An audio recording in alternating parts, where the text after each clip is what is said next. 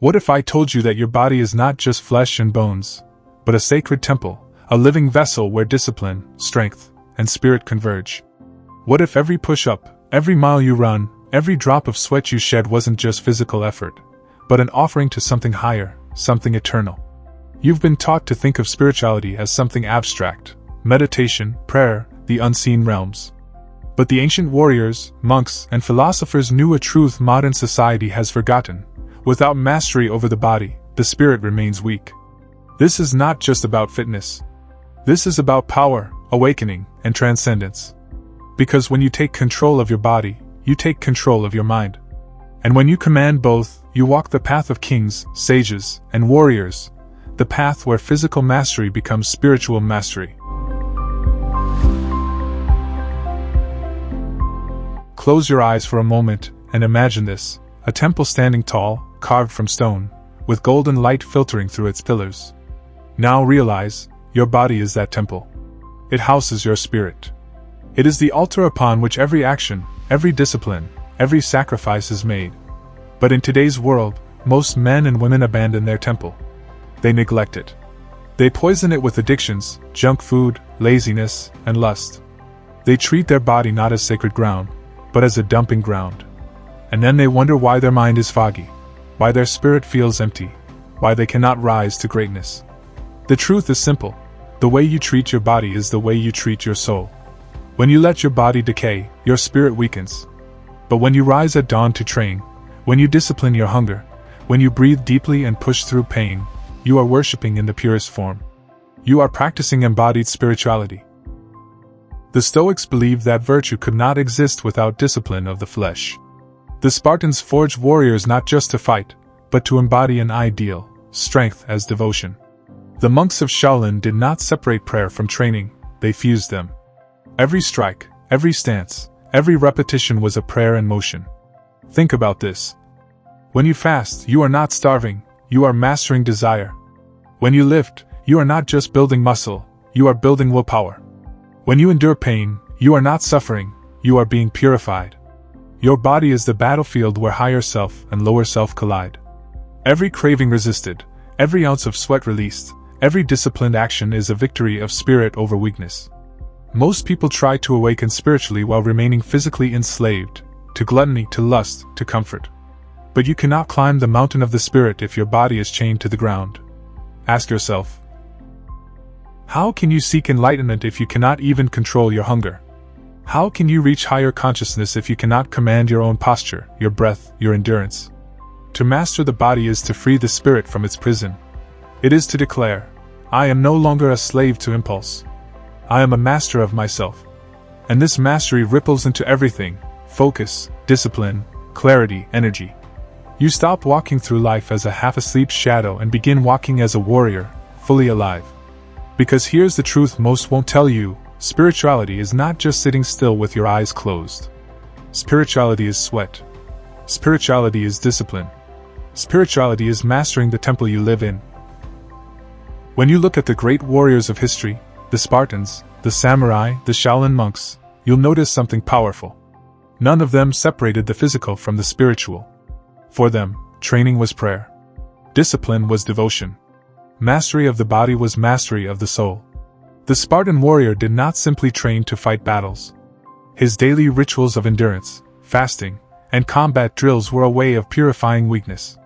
For the samurai, every swing of the sword was not just for war, it was a form of meditation, a sharpening of spirit through the body.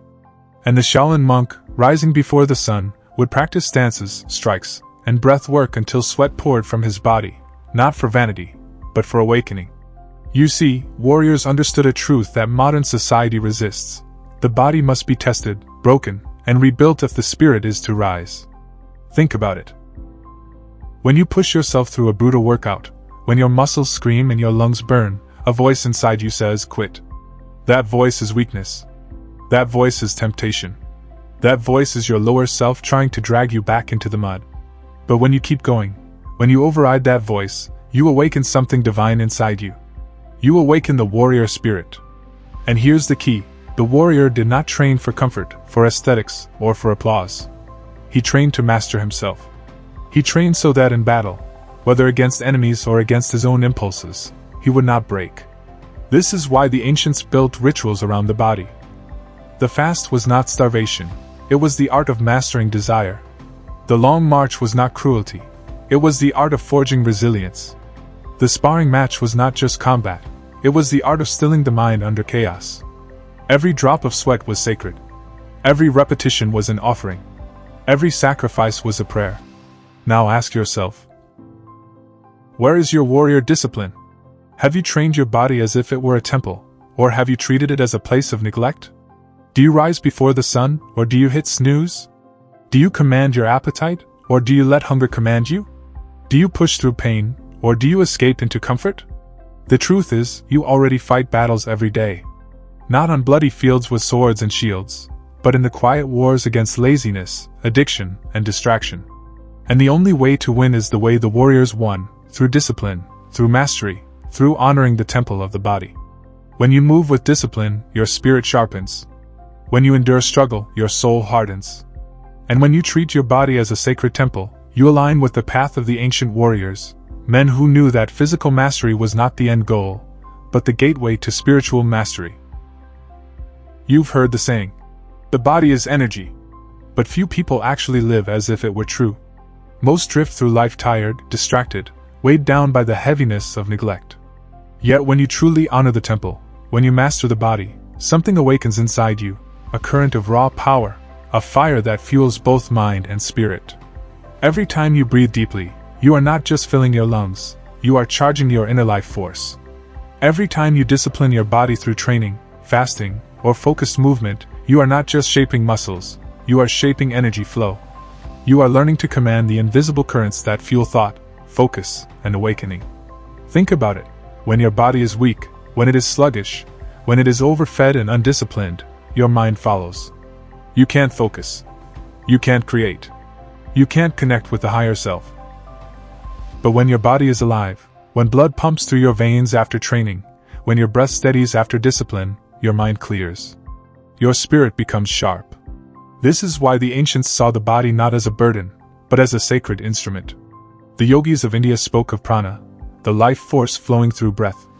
The martial artists spoke of chi or ki, the subtle energy awakened through movement. Even the Stoics, though they didn't speak of energy in the same terms, knew that strength of the flesh created strength of the spirit. Your temple is an engine. If you neglect it, it rusts.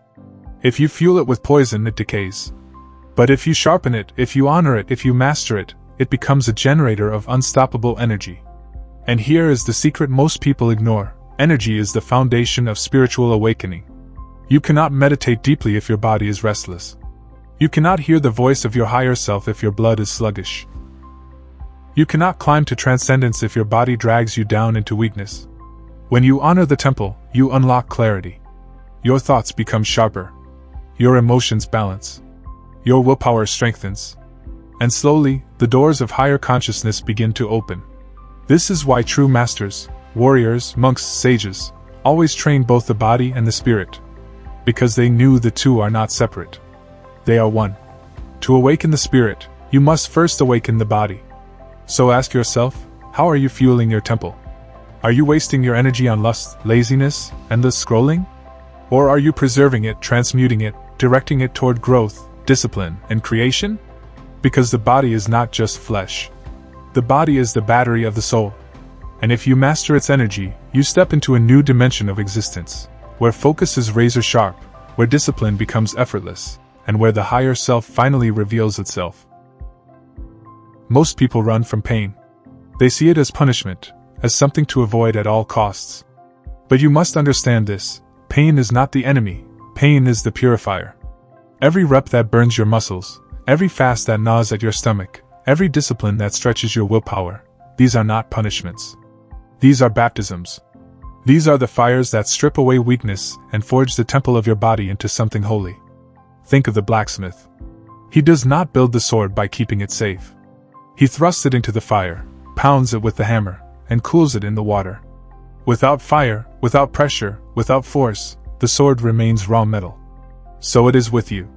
Without struggle, without pain, without resistance, you remain unshaped. This is why the greatest warriors, monks, and seekers did not hide from struggle. They embraced it. The Spartan walked barefoot on stones. The monk knelt for hours in stillness.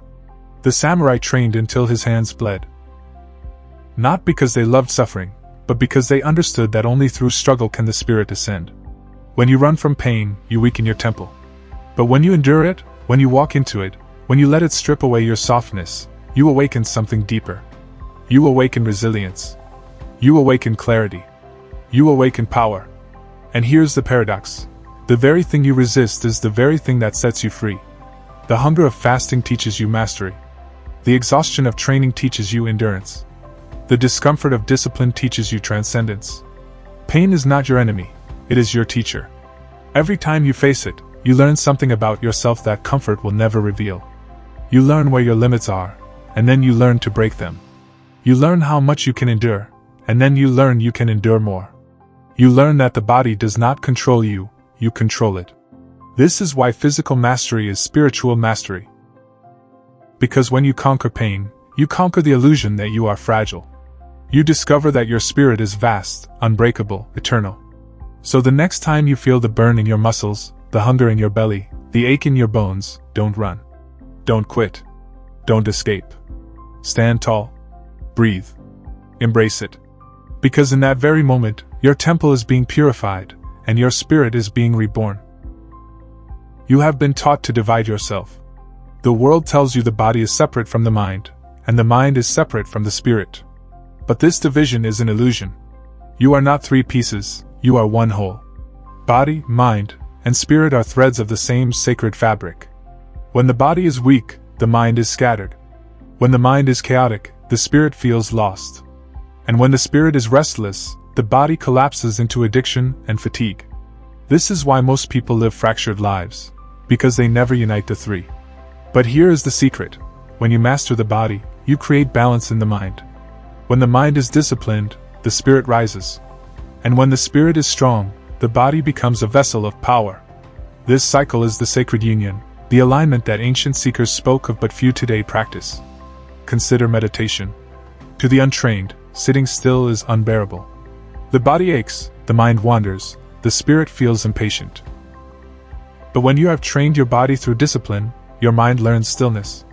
And when your mind learns stillness, your spirit finally has space to awaken. Consider training. To the undisciplined, sweat and struggle are misery. But when you approach training as prayer, each push-up becomes devotion, each breath becomes a mantra, each drop of sweat becomes an offering. Body, mind, and spirit unite in one act.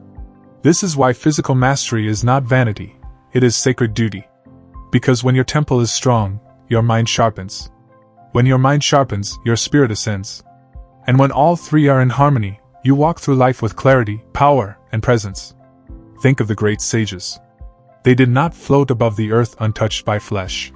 They walked it as embodied spirits, strong in body, sharp in mind, and radiant in soul. They understood that the path to higher consciousness was not escape from the body, but union with it. You cannot rise by neglecting your temple. You cannot awaken by ignoring your flesh. You must embrace the body, discipline the body, master the body, so that it becomes a bridge, not a burden. Because when body, mind, and spirit are aligned, you stop living as fragments. You become whole. You become balanced. You become unstoppable. Now you stand at the threshold of choice. You can continue treating your body as something ordinary, a tool for pleasure, a vessel to be neglected. Or you can reclaim it as the ancients did, as a temple of mastery, a sacred house of the spirit. Look around at modern life. Comfort has become the new religion. Convenience has become the altar. And weakness has become the standard. But you are not called to live as the average man or woman. You are called to rise, to transform, to reclaim what has been forgotten, the path where physical discipline awakens spiritual fire. When you choose discipline, you are not just getting stronger, you are declaring war on weakness. When you rise before dawn to train, you are not just building muscle, you are building will. When you resist the cravings of the flesh, you are not just denying yourself, you are purifying your temple for something greater. The body is not separate from your spiritual path, it is the very beginning of it. Every step you take in discipline is a step toward your higher self. Every moment you choose mastery over comfort is a moment you build the bridge to transcendence.